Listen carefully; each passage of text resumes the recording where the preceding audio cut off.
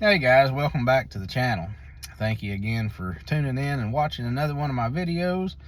I do surely, truly appreciate it. And I know everybody's busy, and it you don't know how much it means to me for you guys to watch my videos. Anyway, today I want to talk about spinner baits, chatterbaits, and swim jigs. Kind of the difference in them, which is self-explanatory, the difference in them. But I want to talk about when I fish each one of them, and kind of how I fish each one of them, why I fish each one of them, and kind of the trailers that I fish on each one of them. And it makes a big difference on the trailers and that kind of thing. First, the spinnerbait. It's March, and that spinnerbait is going to come into play. Slow rolling it. Still, the water's still kind of chilly. You can slow roll it and catch bass. As the water warms up, you can speed it up and get it in the brush and the weeds and around the docks and all of that. And the water is, plus it's March, it's going to be rainy, which is going to put some color in the water, which is perfect for the spinnerbait, especially for shallow fishing like I like to fish. Get that color in the water, and just perfect for the spinnerbait. And the more crap you can find to get that spinnerbait around, I mean, the thickest, I'll pitch it. I pitch it and flip it. I'll put it right down in the guts of a lay down and work that thing back out through and over the limbs. And you can catch some monster fish, but you better have your line ready to go. You better have your at least 20-pound test line. I myself like the Trilene Big Game green, the green Trilene Big Game. That stuff is like a freaking rope. It's limber and you can throw it a country mile, but good night, that stuff strong. You can tow a freaking boat back to the dock with it. And it's cheap. That's the one thing that's good about it. It's cheap. And but you can put you some 20 or 25-pound test, that Trilene green Big Game line on there. You can put that into some bad stuff, and you can bring the fish out with it, and you don't have to worry about it breaking. But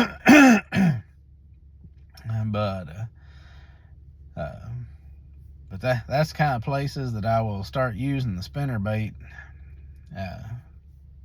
this month, and well, not just this month, but from now on. And the trailers that I like to use on a spinnerbait, sometimes I like to use just a straight tail trailer. You can get those, they're just split tail trailer, just a spinnerbait trailer, like Hank Parker used all the time. The white ones, the chartreuse ones, those works great sometimes, and other times I want something that's got flappers. I want something that, like a rage craw or something that really a swim bait, just something that has a lot of action. A lot of times those fish wants all that action, especially with the water warming up. And so it just depends on what the fish wants that day. But get you some different trailers. Another good trailer is a ribbon tail worm. Get you a ribbon tail worm and thread that on there, and that works great.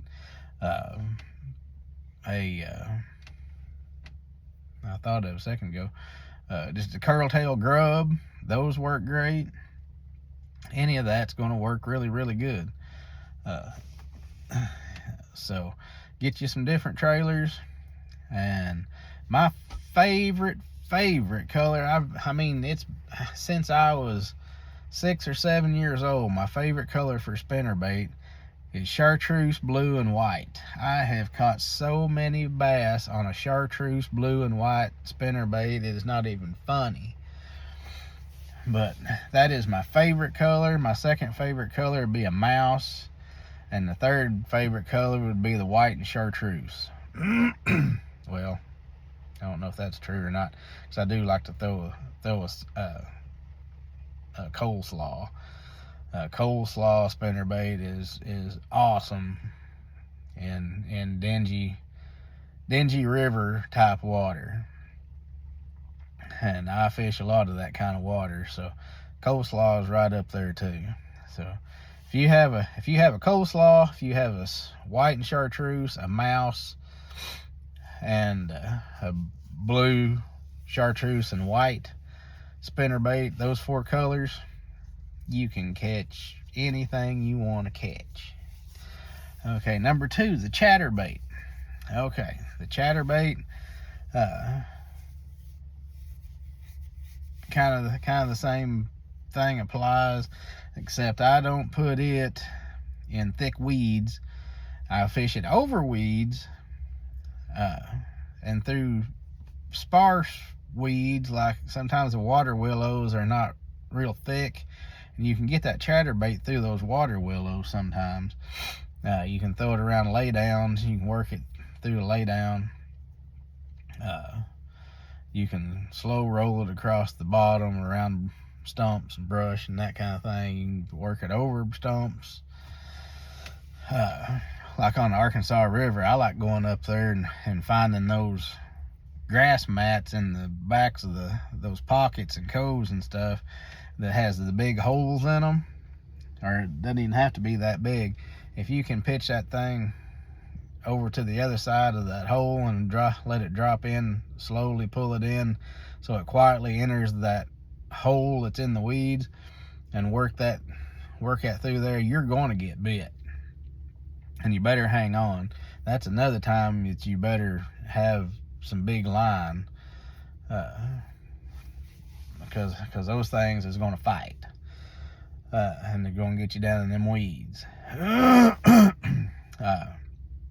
As far as trailers on a bladed jig, I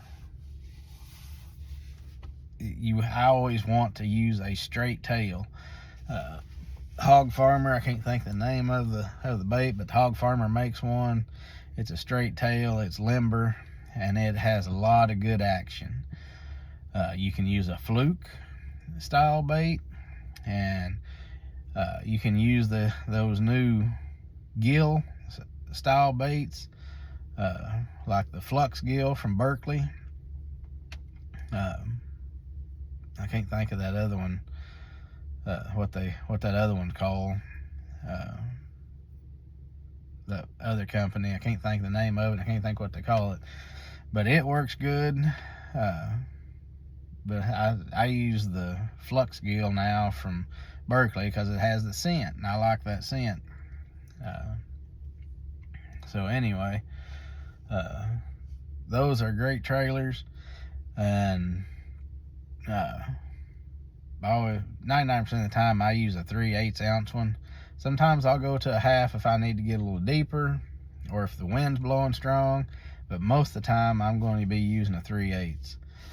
And blade colors, a lot of people likes the silver and the gold color blades, but myself, I prefer the black nickel blade. It doesn't give off a lot of flash, but it has the vibration. I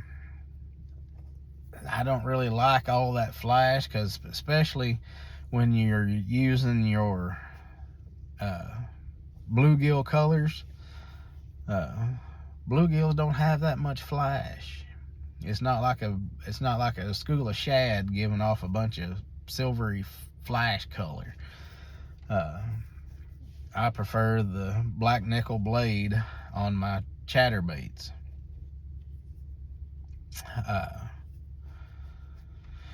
Anyway, like I said, I'll throw that chatterbait around or bladed jig sparse grass, brush, boat docks, riprap, bridge pilings, any of that kind of stuff. I'll throw that bladed jig on and have a lot of success. Now for the swim jig. The swim jig is going to be a more finesse approach, is what I call it, to the spinnerbait and the chatterbait.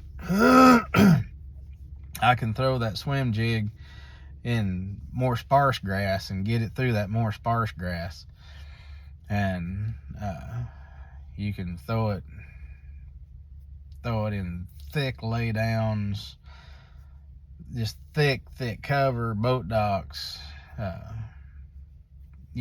That swim jig is just a great bait to me. I throw it a lot, especially when you're following a bunch of people that's throwing the spinnerbait and the chatterbait. Those fish has heard all that noise, and you come back through there with a swim jig that's not making so much noise, you're going to get bit, and you're going to clean up the fish that they didn't get. And a lot of times they're going to miss some of the big ones, and that they will hit that swim jig when they wouldn't hit the or the spinnerbait and the chatter bladed jig. So I normally use a 3/8 ounce on that as well. Sometimes I'll go to a half, depends on how thick the cover is, how hard the wind's blowing. I just like the 3/8 ounce size. When it comes to the trailer on those, I'll use a swim bait. I will use a straight tail. I will use something that's got a lot of flap to it, like a rage craw or just a Z-craw. A Z-craw is one of my favorite. On the Z-craw though, I've threaded on there just like I don't do it flat. I do it up this way. I do it perpendicular. I don't do it horizontal. I do it perpendicular, threaded on there, because it's more like it has more of the profile of a bluegill or some kind of bait fish when you do it that way. So that's how I put it on there, and it has a lot of action.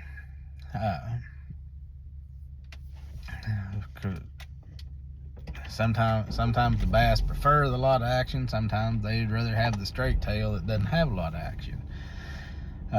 If you have a straight tail on there, you can do the old Alabama shake and give it more action even with the straight tail.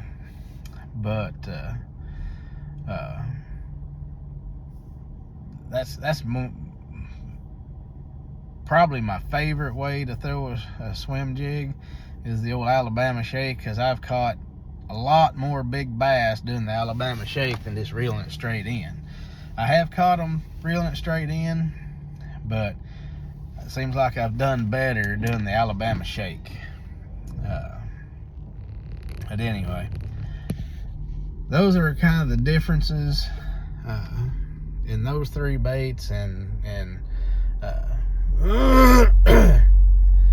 I'll use the spinnerbait and bladed jig in colder water than I will the swim jig. Seems like I get more bites